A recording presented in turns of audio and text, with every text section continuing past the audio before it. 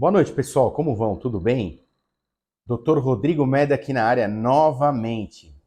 E hoje o tema aqui deste vídeo se relaciona a uma situação da qual eu me deparei nos últimos 15 dias, propriamente dito, onde diversos funcionários de serventias extrajudiciais, principalmente aqui do estado de São Paulo, se reportaram a mim, funcionários esses estatutários ou aqueles conhecidos como em regime especial ou híbrido.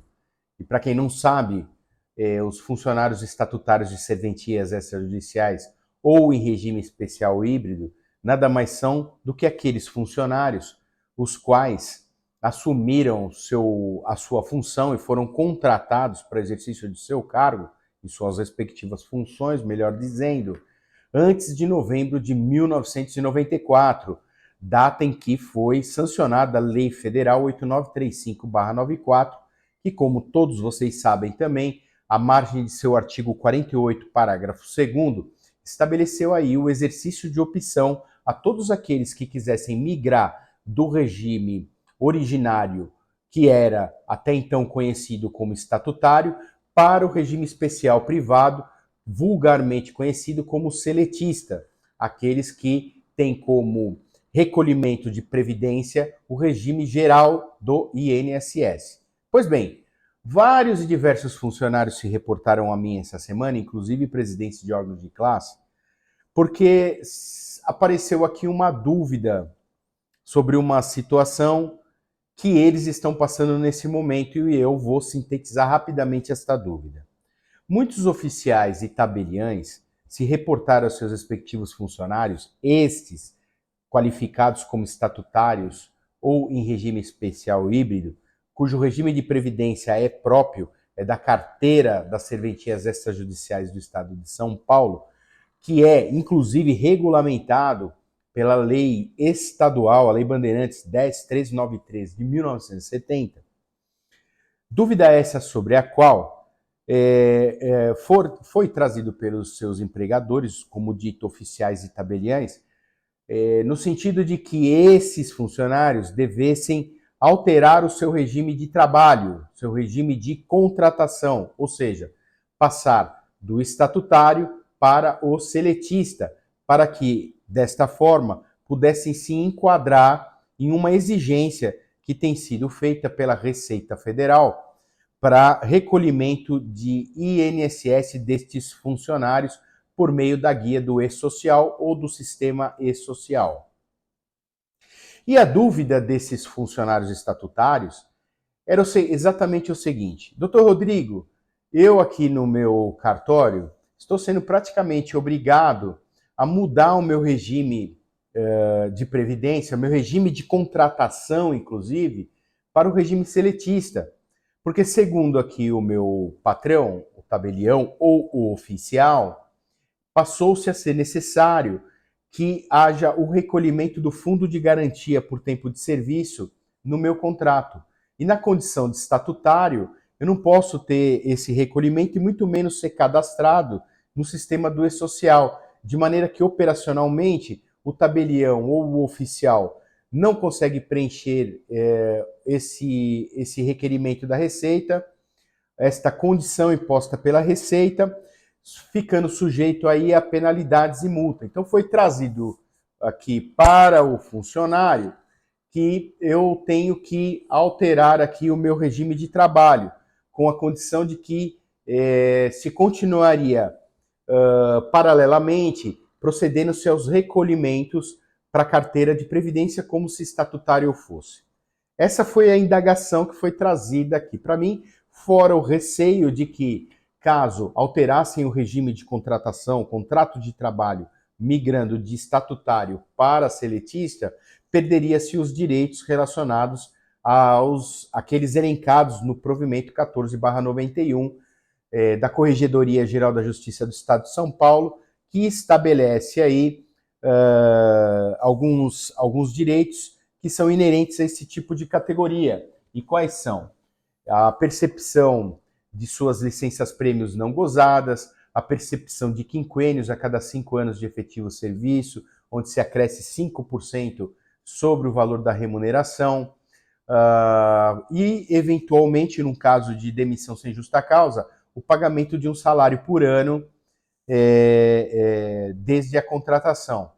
Fora a eventual perda do direito de se aposentar pela carteira das serventias, porque, como todo mundo sabe, a carteira das serventias tem um regime diferenciado de previdência que garante a esse tipo de funcionário uma aposentadoria, um valor de aposentadoria muito superior àquele que é pago no regime geral de previdência pelo INSS. Então, essa, sim, em poucas palavras, essa foi a dúvida que foi me trazida por mais de 10 pessoas aqui nesses últimos 15 dias, e pessoas que, inclusive, têm muita influência no meio e que têm dúvidas, já escutaram um lado da história, os escritórios de advocacia que patrocinam os oficiais e os tabeliães, e gostariam de ter uma visão do advogado que atua para todos estes funcionários da ativa e da inativa, e então eu estou aqui para esclarecer. Pois bem, gente, na minha concepção, no meu entendimento, primeiro de tudo, de cara digo que não é possível essa situação. Não existe a circunstância sobre a qual um único colaborador, um trabalhador de uma serventia extrajudicial, que há anos a fio faz os seus recolhimentos, a carteira de previdência, sobre um regime especial de previdência próprio, certo? Regulamentado por lei estadual, cujo administrador e responsável pelo caráter superavitário econômico desta carteira é o próprio Estado, decidido por lei estadual e por regulamentação e por decisão do Supremo Tribunal Federal, agora, nesse momento, rescinda seu contrato de trabalho estatutário e passe à condição de seletista doravante. Isso é inconcebível do ponto de vista trabalhista, e vou explicar por quê. Não há como, não existe a possibilidade da coexistência de dois contratos de trabalho dentro de um mesmo período, cujo exercício da função se dê dentro do mesmo lapso temporal. Ou seja, o cidadão entra às 8h30 no cartório, sai às 5h30 da tarde ou às 18 horas, e neste período tenha dois contratos simultâneos, um de natureza estatutária que está em vigência e outro de natureza seletista para preencher requisitos relacionados às exigências de um determinado decreto federal que imponha aos senhores tabeliães o recolhimento do fundo de garantia a estes funcionários. Não há, isso é inconcebível do ponto de vista trabalhista. Essa é a primeira circunstância.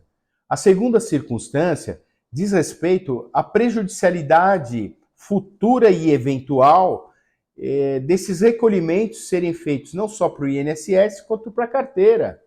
Por quê? Ou o cidadão se aposenta com os benefícios da carteira, né, como estatutário, que tem uma regulamentação própria, porque efetivamente exerceu o cargo, e lembro a vocês que um dos requisitos para aposentadoria na condição de escrevente ou de auxiliar é aquela cujo qual os homens tenham contribuído no mínimo 20 anos para a carteira, assim como as mulheres, e que no caso das mulheres tenham exercido o cargo de escrevente ou de auxiliar por 30 anos, e os homens por 35 anos. Efetivo exercício da carreira, do cargo, na condição de estatutário ou, como queiram, como já expliquei em outros vídeos, em regime especial ou híbrido.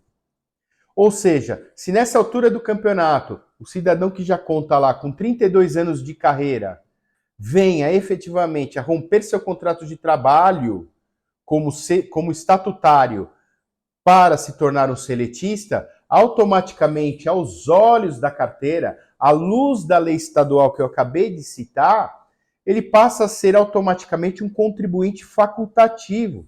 Não há como ele contribuir como funcionário estatutário sem ter um contrato de trabalho de natureza estatutária. Não é condizente, não é coerente, correto?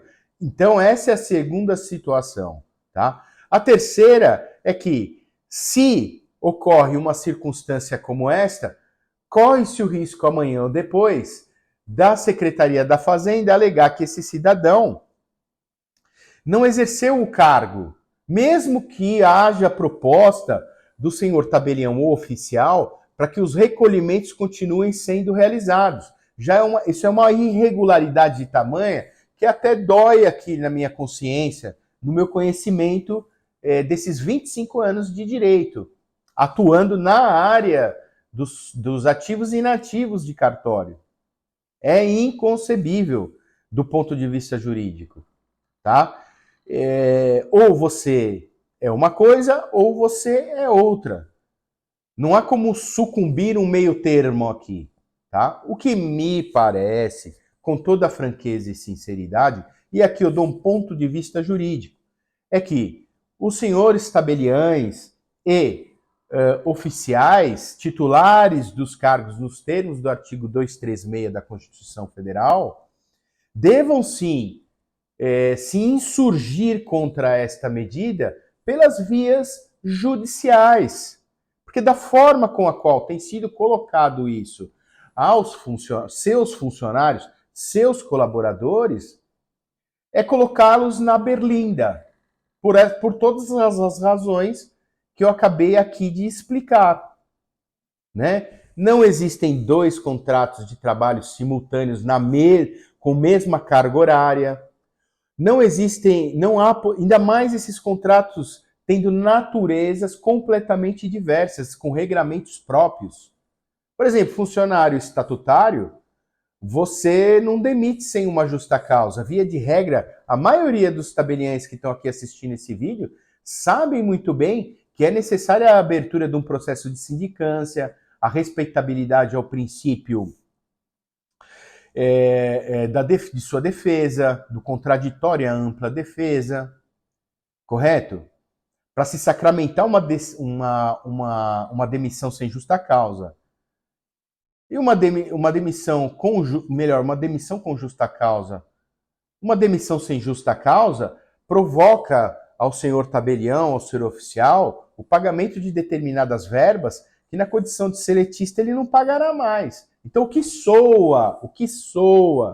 que dá a entender para esses funcionários é que os senhores empregadores, tabeliães ou oficiais de registro de imóveis, com uma cajadada estão matando aí dois coelhos. Por quê? Da mesma forma que satisfazem as circunstâncias dessa determinação da Receita Federal no tocante ao recolhimento do fundo de garantia pelo manejo operacional do e-social, enquadrando-se como seletista, de outra banda, fazem com que esses funcionários renunciem unilateralmente os direitos e as prerrogativas previstas no provimento 14/91 da Egrégia Corregedoria Geral da Justiça do Estado de São Paulo, que está, inclusive, em plena vigência, face ao parágrafo 2º do artigo 48 da Lei 8935/94.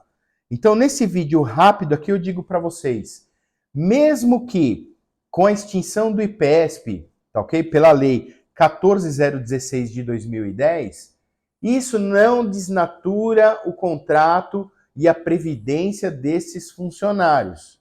Haja vista aí todas as decisões que eu publico nas minhas mídias sociais todo santo dia. Então, o meu parecer sobre essa questão é que, para melhor resolução, deveriam os senhores oficiais e tabeliães se insurgirem por meio de ação judicial própria, certo? Contra o que? A União Federal. E lá discutirem essa circunstância, explicando todas essas razões aqui, óbvio, aqui de uma maneira muito resumida, mas de uma maneira muito melhor perfunctória, porque contam também com diversos advogados e profissionais muito gabaritados, dos quais quase todos são meus amigos. e eu os conheço e sei do profissionalismo de todos. Então, ao invés de jogar essa batata quente para cima dos funcionários, ok? No meu entendimento, devem eles se insurgir contra essa circunstância por ação judicial própria. Tá aí o direito tributário e diversas prerrogativas e princípios que abarcam e dão arrimo ao direito tanto de um quanto de outro. Eu digo, tanto do tabelião quanto dos senhores oficiais. Tá ok? Bom, finaliza esse vídeo lembrando a todos aí para que acessem minhas mídias sociais, que vai estar descrito aí no meu vídeo, tanto do Facebook, quanto do Instagram, quanto do meu canal do YouTube, tá? E quem tiver outras dúvidas e queira se aprofundar mais nessa situação, pode entrar em contato aqui com o nosso escritório, tá? O número vai aparecer aqui no vídeo e pode falar com o Bruno, meu assessor e meu filho também, como todos sabem, e ele vai agendar um horário comigo aqui e nós vamos expor de uma maneira mais pessoal tudo isso aqui que eu estou trazendo e falando para vocês, tá? Hoje é um vídeo curtinho de no máximo 17 minutos. Grande abraço, fiquem com Deus. Dr. Rodrigo com vocês, sempre.